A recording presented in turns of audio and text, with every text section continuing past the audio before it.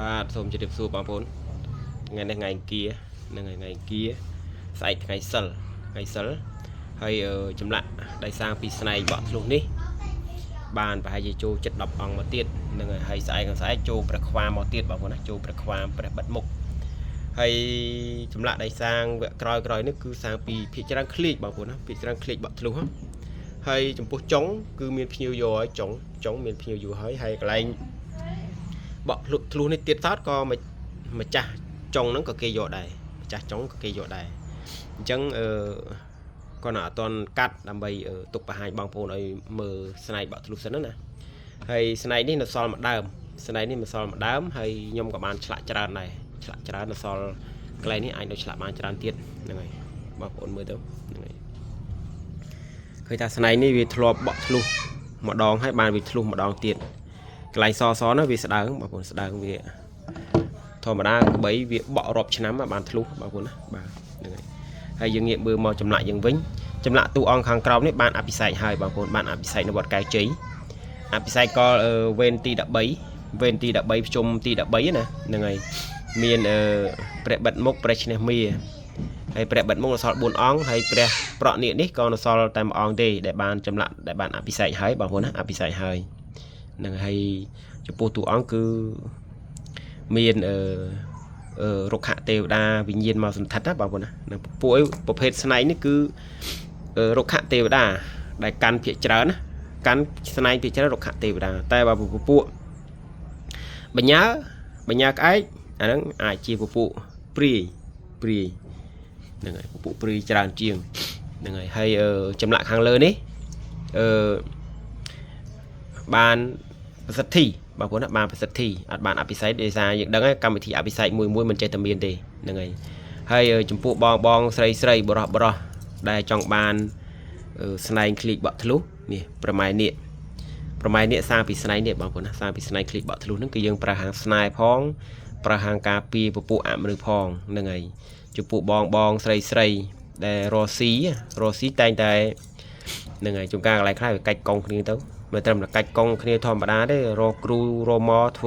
វើដាក់គេទៀតអញ្ចឹងបងប្អូននឹងហើយចំពោះអ្នកដែលធ្វើគេហ្នឹងជាតិក្រោយហ្នឹងមិនអាចចាប់ជាតិជាមនុស្សទេជួនកាលបើចាប់ជាតិជាមនុស្សក៏ជាពាក្យកម្មគេដែរជីវិតហ្នឹងកើតមកជួនកាលពីការឬក៏ខ្វិនខ្វងអាហ្នឹងដោយសារបាបកម្មបងប្អូនដោយសារបាបកម្មអញ្ចឹងអ្នកដែលធ្វើអាគុំធ្វើអំពើដាក់គេនេះគុំសង្ឃឹមថាជាតិក្រោយហ្នឹងចាប់ជាតិជាមនុស្សហើយបើចាប់ជាតិជាមនុស្សហើយក៏មិន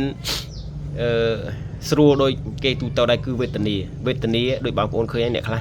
កើតមកពីការហើយមិនពីការធម្មតាទេគឺក្រីក្ររកអីស៊ីអត់បានទេអញ្ចឹងបងប្អូនហ្នឹងដោយសារបាបបាទហើយចំពោះព្រះប្រក់នាគពីរអង្គនេះជាងតែមួយទេគ្រាន់តែព្រះប្រក់នាគខ្មៅនេះបានអភិសេកព្រះប្រក់នាគឃ្លីកបក់ធ្លុះនេះអត់បានអភិសេកទេដោយសារវគ្គមុនវគ្គក្រោយបងប្អូនណានឹងវគ្គមុនវគ្គក្រោយហើយតួអង្គនេះគឺព្រះឈ្នះមាបងប្អូនណាព្រះឈ្នះមានេះមាន5អង្គបានប្រសិទ្ធិម្សិលមិញស្អែកថ្ងៃសិលប្រហែលអត់បានទៅទេដោយសារមេឃប្រហែលថ្ងៃនេះវាព្យុះបងប្អូនព្យុះដល់ពេលអញ្ចឹងទៅម្សិលមិញឲ្យហើយនេះព្រះឈ្នះមាព្រះឧបគុតនេះស្អាតណាបងប្អូននេះស្អាតណាចំកដាលស្នែងចំជាប់ឡាយនេះឡាយស្អាតណាព្រះឧបគុតនោះគឺប្រើខាងការពារឈ្នះមាក៏ប្រើខាងការពារមុនខ្មៅឈ្នះមាទៅត្រូវ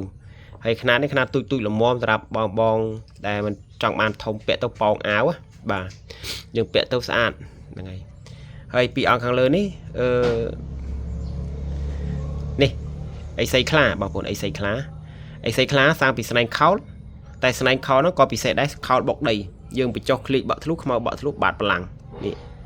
យើងបញ្ចុះឃ្លីកបក់ធ្លុះខ្មៅបក់ធ្លុះបាតបលាំងធ្វើឲ្យមានធាតុ3នៅក្នុងហ្នឹង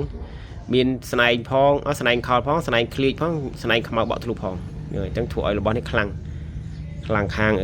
រតនានឹងការពារហ្នឹងអញ្ចឹងបងប្អូនបាទហើយ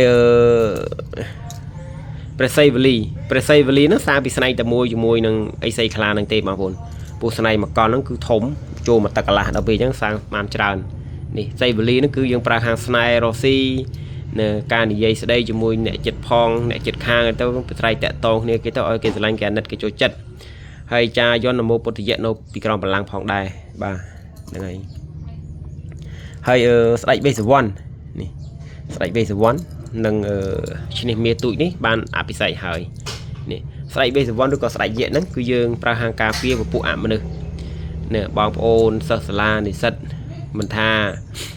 តណាតណីទេយើងមានមួយអង្គដាក់តាមខ្លួននោះចម្លាក់ដោយសារពីស្នែងคลิกបក់ខ្លួនហ្នឹងគឺបកកែខាងការពារនៅពពួកអមនុស្សមុនខ្មៅណាបងប្អូនណានឹងការពារនៅមុនខ្មៅពពួកអមនុស្ស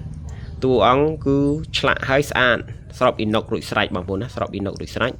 នេះគេហៅថាស្ដេចយៈចម្លាក់ស្អាតណាបងប្អូនចម្លាក់ស្អាតឆ្លាក់ដៃបាទហើយសាងពីស្នែងคลิกបក់ធ្លុះនេះសាងស្នែងคลิกហ្នឹងហ្នឹងហើយអញ្ចឹងចម្លាក់ដែលខ្ញុំសាងខ្ញុំតែងតែមកបង្ហាញអំពីស្នែងហ្នឹងហើយពីស្នែងមួយស្នែងនេះខ្ញុំធ្លាប់ថតបង្ហាញ2ដងហើយនៅក្នុង YouTube ហ្នឹងឬក៏នៅក្នុង TikTok ហ្នឹងខ្ញុំថតបង្ហាញម្ដងជា2ដងបានខ្ញុំកាត់យកទៅឆ្លាក់ហ្នឹងហើយអញ្ចឹងប្រហែលជាចូលដល់ខែ1ខែ2ខ្ញុំកាត់ឆ្លាក់មួយបតង់នេះទៀតគឺចិត្តអស់ហើយស្នែងហ្នឹងនឹងចិត្តអស់ហើយបាទហើយចំពោះបងប្អូនដែលចង់បានប្រភេទចែតាន់នេះចែតាន់នេះមានមួយគូបងប្អូនតាន់ពីកំណើត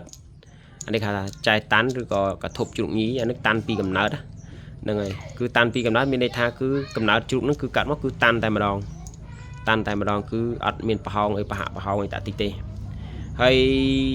មួយនេះមានភ្ញៀវគាត់យកហើយគាត់យកអស់មួយយាងហើយតែមួយយាងទៀតគឺគាត់ឲ្យទុកសិន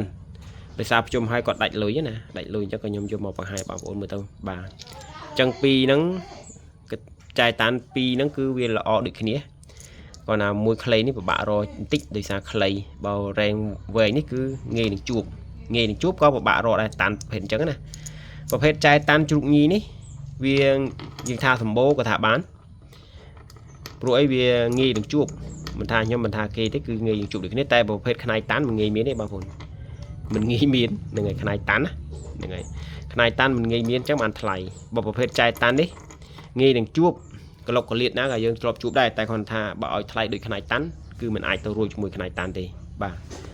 អញ្ចឹងមានតែប៉ុណ្្នឹងអញ្ចឹងបងប្អូនចង់បានចម្លាក់ស្នែងបក់ធ្លុះអាចចូលសារឬក៏ទេតាមលេខមកគឺយើងប្រើហាងការពារមុនខ្មៅការពារពពួកអមនុស្សការពារនៅអំពើអំព័ន្ធនឹងហើយបើយើងសាងជាតួអង្គព្រះខ្វាមនេះគឺយើងប្រើដល់សឹកសង្គ្រាមបងប្អូនណាបិទរារាំងក្របរំសេងក្របរំសេវហើយជាមួយនឹងព្រះកម្ចាយណៈនេះភាគច្រើនចាស់គាត់ដាក់តាមខ្លួន